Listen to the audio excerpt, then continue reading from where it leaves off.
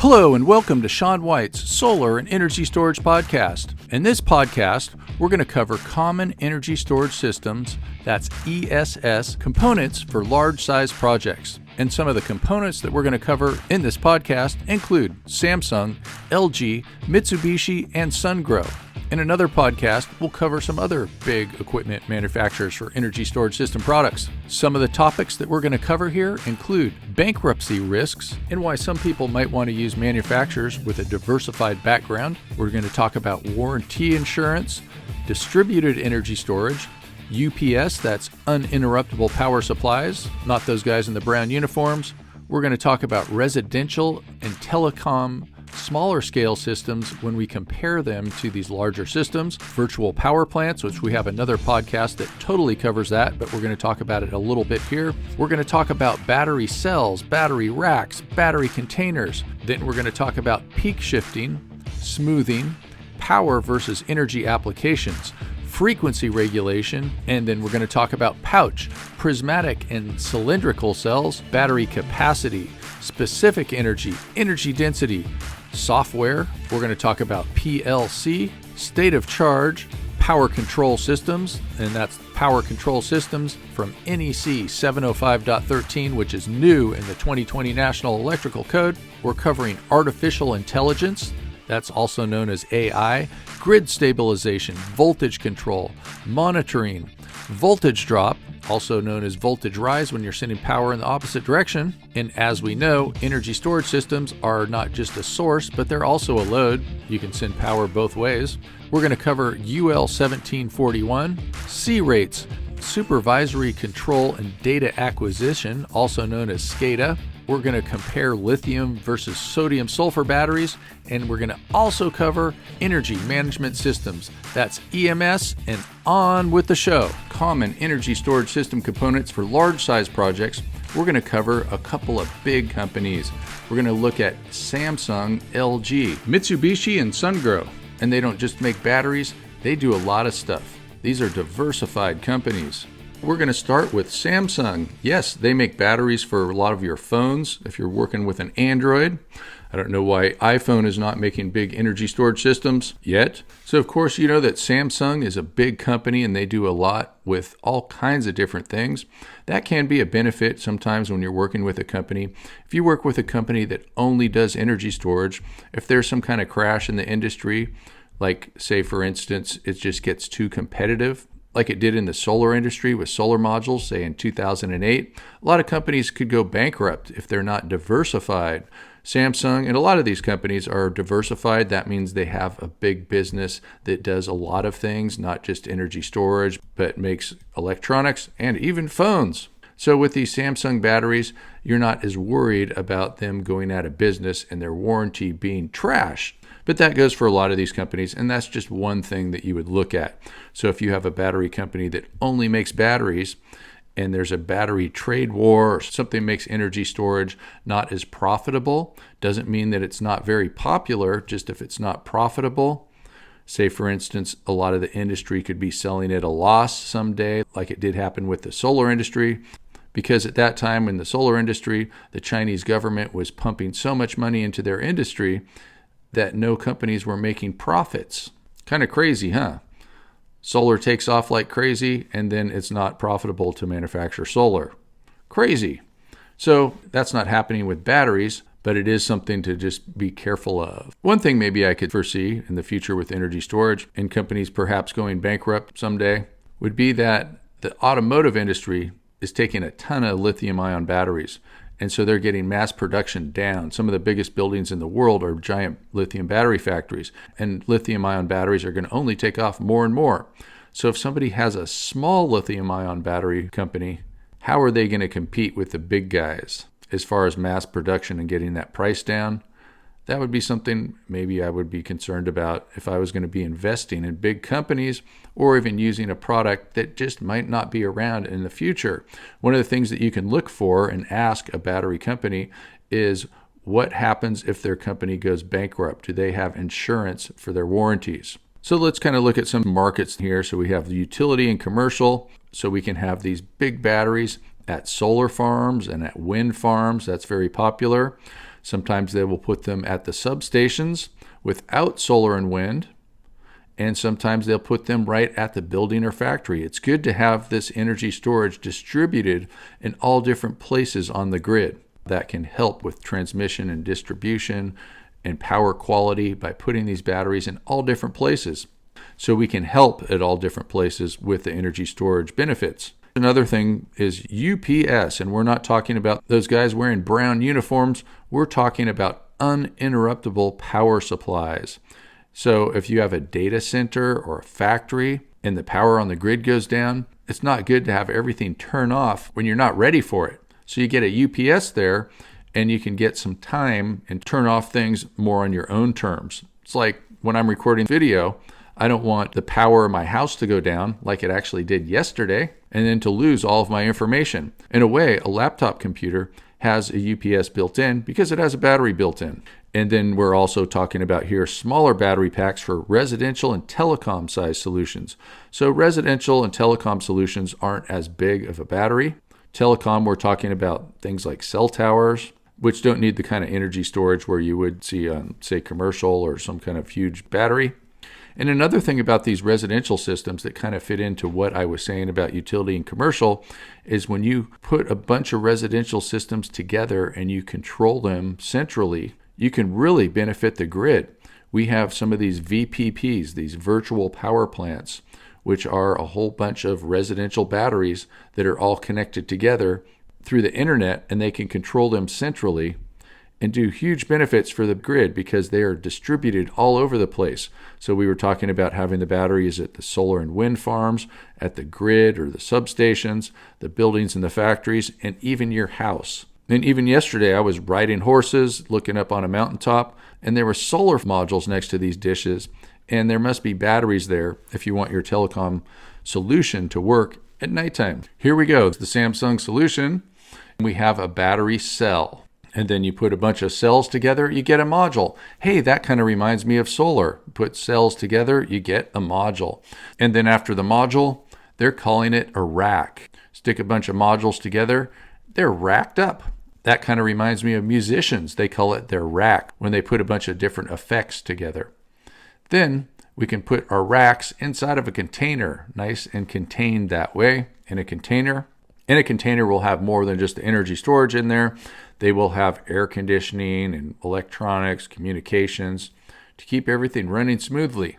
Also, that container will have an area where you can walk through to get at things. Okay, LG utility scale size battery. They're one of these big diversified companies. They make a whole lot more than batteries. They make cell phones, televisions, solar modules, everything. And like Samsung, they are South Korean. And so they're saying that their battery is working well for peak shifting. So you can charge and discharge your batteries at different times of the day. Renewable integration, so we're probably talking mostly about solar here because it's peaking out in the middle of the day. Sometimes they might call this smoothing when they try to smooth out natural pattern from PV where it goes up and down when a cloud flies over. So they'll smooth it out to make it more compatible with the grid. And so they are charging and discharging throughout the day. And this would be more of a power application. This power application, they're letting it in and out quickly to compensate for this jaggedness. And then the rest of the grid can make up for making more in the middle of the day and less at the nighttime. So there we have a renewable power application. And for power, sometimes you can do peak shifting, but you can also do smoothing where you're looking at power rather than energy. Then we also have frequency regulation too. That would be more like a power application because different times you need to change the sine wave to speed it up, to slow it down. And so when the grid frequency increases, you would load your batteries. So you would send the electricity to the batteries, and then you discharge the batteries when the grid frequency decreases. And so this can go up and down all day, and these batteries can respond a lot faster to changing frequency than the rest of the grid. When you have a smaller place, such as Hawaii, because there's only 1 million people and there's a bunch of islands, you're more likely to see the frequency changing. And so even in Hawaii, when you're feeding the grid, your inverters have to be programmed to react differently and turn off at different times than on the mainland, where we have a more stable grid because we have many more millions of people all connected together at the same frequency. So you'll see a more stable frequency on the mainland than you will on the island. Now, different LG batteries, and so even though they're making batteries for cars, they're making them for energy storage systems, they're making them for residential energy storage systems, one of the things that LG likes to talk about is the way that they make their battery cells. And so they use a pouch type of a cell. Other companies oftentimes are winding them together, a lot of times in cylinders. And here over at LG, we're looking at the pouch type of a cell.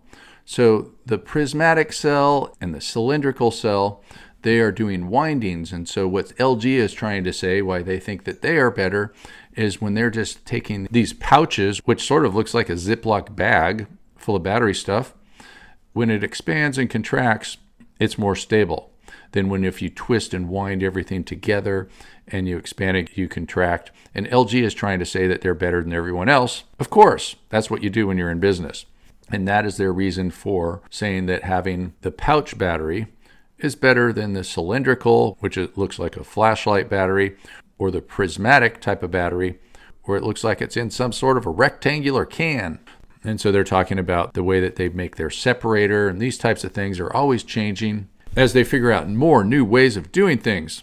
Because in this industry, we're constantly changing because it's such a new industry, and we're figuring out better ways of doing things, getting more capacity, getting more specific energy, getting more energy density, and making batteries last longer. So there we go. LG, life's good. They're bragging about how great their energy density is. We've got cells, modules, racks inside of an enclosure.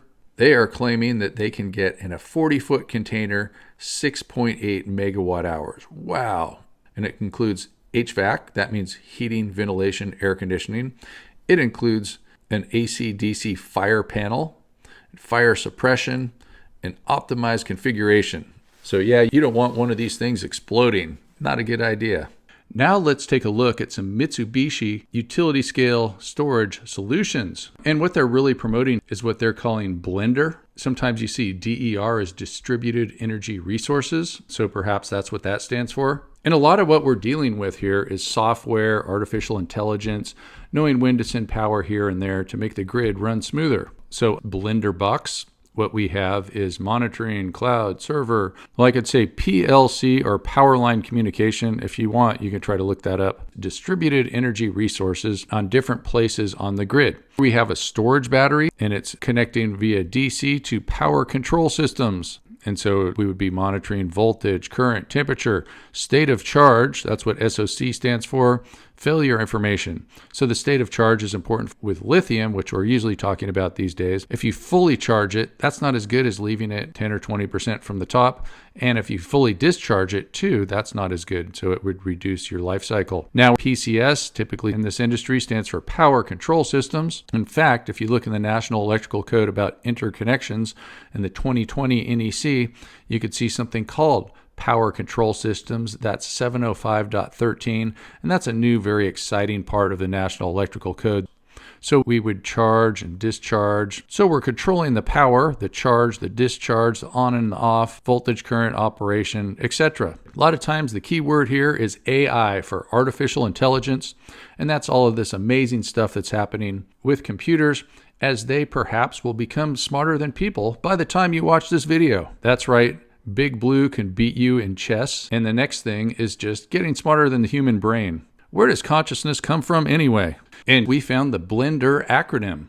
And of course, that stands for Bid, Liaison, and Energy Dispatcher. However, a lot of times in the renewable energy industry, we do see DER standing for Distributed Energy Resources. They're also talking about Blender Ice, which is kind of funny if you like margaritas. However, that stands for Intelligent Communication Edge. So we have Bid, Liaison, Energy Dispatcher, Intelligent Communication Edge. Isn't that nice? I think whoever came up with that was drinking margaritas. But hey, it's made with electricity. What we're talking about here, though, is having everything communicating with each other, even down to your Coca-Cola cooler, also known as a vending machine. I hate it when I get my hand stuck in one of those things. It's been a long time. So let's look at some of the different things that we're working on with this blender Mitsubishi solution, which works with large-scale energy storage systems, is grid stabilization. So we're stabilizing the grid, which can include things like voltage control. Software can do optimal command allocation, issue alarms, state of charge protection, state of charge management for the battery, and equipment monitoring. We also have output suppression of renewable energy. So instead of the renewable energy going to the grid when times are windy and sunny, we could put some of that into batteries. Then we can also control on the demand side, schedule operation, demand prediction, and output protection of renewable energy. So these are just a lot of the factors that we're going to be controlling with artificial intelligence. That's the brain of the grid. Frequency regulation. So if the frequency goes down, inject power into the grid. That means you need some more power to increase the frequency. If the frequency goes up, take power away from the grid. That means the grid has too much power, so you will take away some of that power to decrease the frequency, and that's how you can get stable frequency on the grid. And let's have a little bit of a conversation about voltage drop. Voltage drop means where you're producing power, the voltage is higher than where you're using power. If you have a grid that's just full of loads, the voltage will be lower at the loads than the grid. However, if you have a grid that's full of solar and nobody's home, you could have voltage that could perhaps get too high on the grid. And that would also depend on how far away you are from the transformer. Let me just use an example.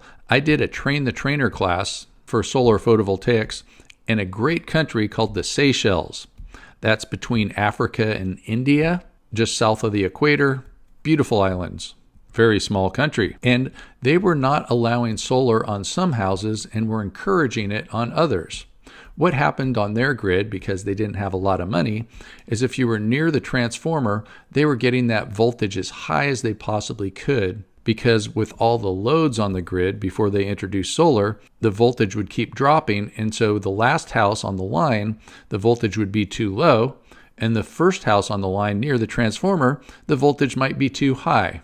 So what they did is they encouraged people to put solar when they were far away from the transformer, but they also did studies, and if they were too close to the transformer, they wouldn't let them put solar on their building. So I think that's a pretty good example of what you have. Some people call it voltage rise, and this wouldn't just go for solar. You can raise the voltage with energy storage.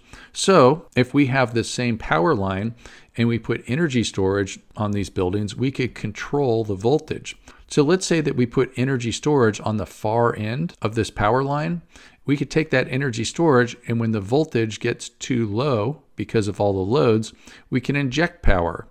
If the voltage got too high because of solar, we can suck up power. That means we could draw power from the grid with our battery, because the battery can work like a big load. So it's kind of neat how we can control the voltage with energy storage. So just like with frequency getting too high, if the voltage gets too high, you can put power into the battery. And if the voltage gets too low or the frequency gets too low, you can control that by releasing power from the battery. So we can stabilize the grid.